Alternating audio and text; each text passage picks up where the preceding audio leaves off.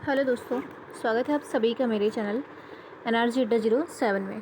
आज हम डिस्कस करेंगे BA फिफ्थ सेमेस्टर NEP का सिलेबस। आपका इंग्लिश क्वेश्चन पेपर है आपका 2024 का, जो 2024 दिसंबर अभी निकल के गया है, इसका क्वेश्चन पेपर है ये।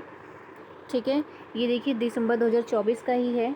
लास्ट अभी जो निकल के गया है दिसंबर, उसी का है। ठीक है, इंग्लिश का क्वेश्चन पेपर है आपका, पहला क्वेश्चन पेपर है। जो इससे पहले मैंने पढ़ाया था वो सेकंड था, गलती से मैंने उस पर पहले फर्स्ट लिख दिया था। ठीक है, तो आप वो जो है ये फर्स्ट है पेपर आपका, और वो क्या है, सेकंड है।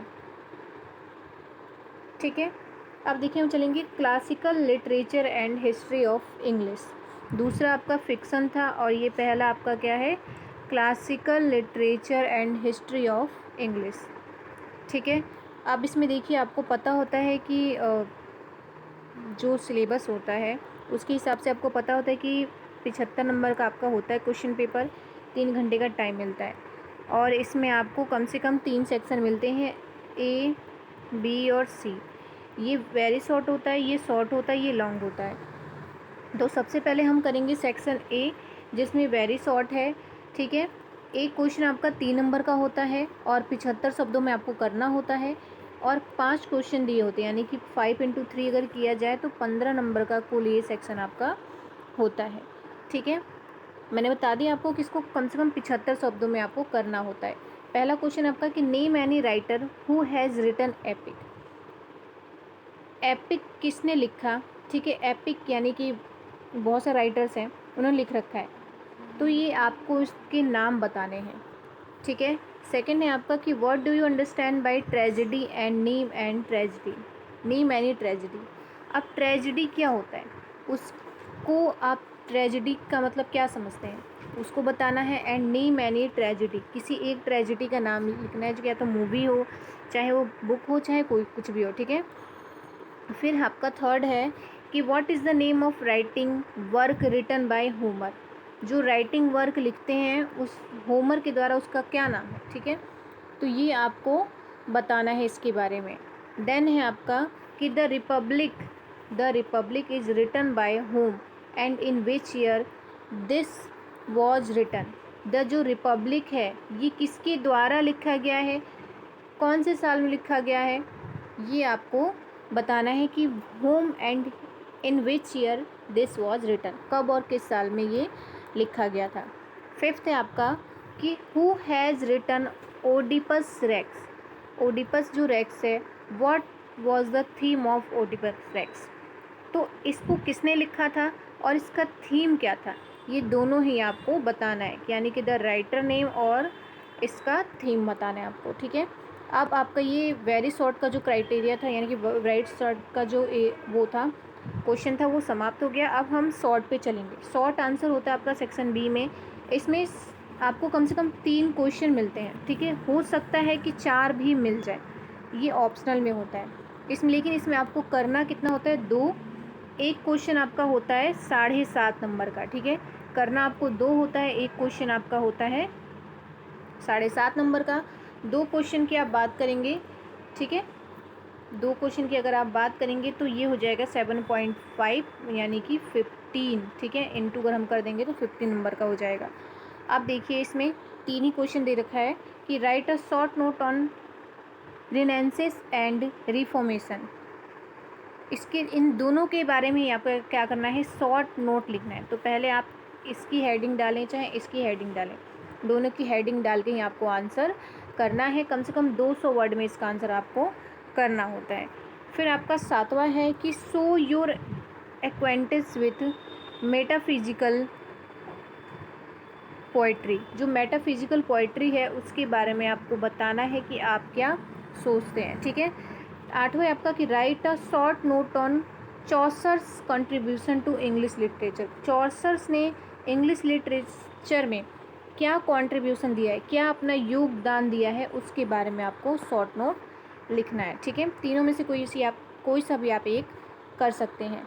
नेक्स्ट है आपका सेक्शन C। ये आपका लॉन्ग होता है, यानी कि डिटेल में आपको इसमें आंसर करना होता है। इसमें देखिए ज़्यादा से ज़्यादा इसे 5 ही क्वेश्चन दिया होता है करने के लिए, लेकिन कभी कभी ऑप्शन में आपको 6 क्वेश्चन या 7 क्वेश्चन आते हैं, जिसमें से आपको सिर्फ 3 अटेंड करने होते हैं।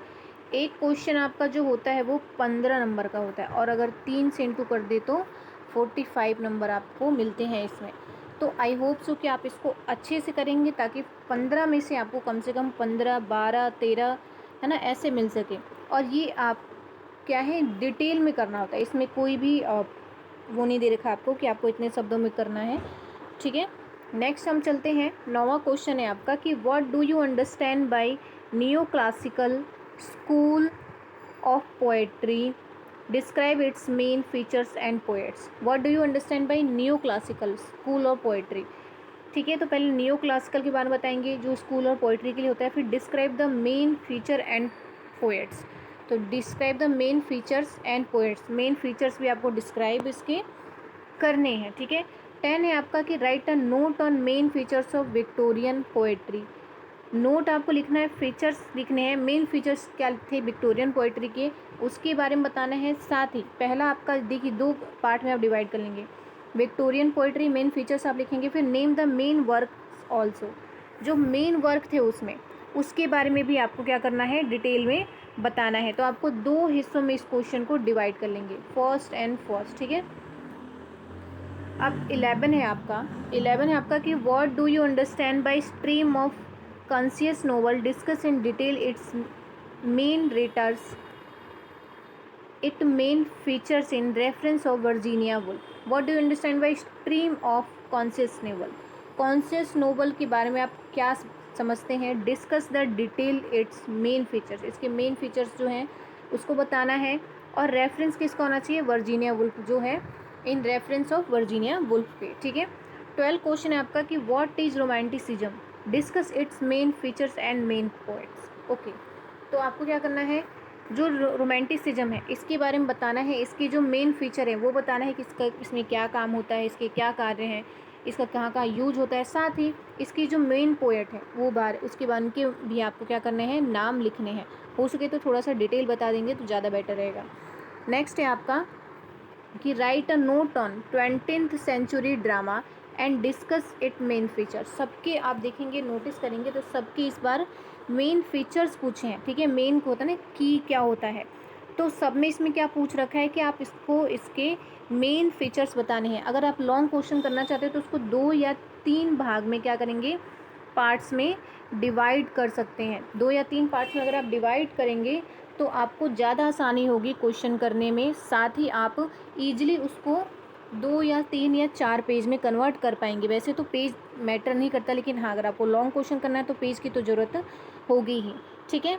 तो इसमें पूछ रहा है कि write a note on 20th century drama, जो 20th सेंचुरी है, ठीक है, 20वीं शताब्दी की जो ड्रामा है उसके बारे में छोटा सा आपको नोट लिखना है, डिटेल में ही लिख देना, ठीक है।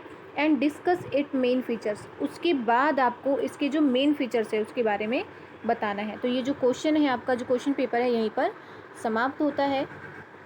कोई भी डाउट या कोई भी क्वेरी हो तो आप मुझे मैसेज करके कमेंट करके पूछ सकते हैं। फिलहाल के लिए इतना ही, धन्यवाद। वीडियो पसंद आए तो चैनल को सब्सक्राइब और वीडियो को लाइक एंड शेयर कीजिए।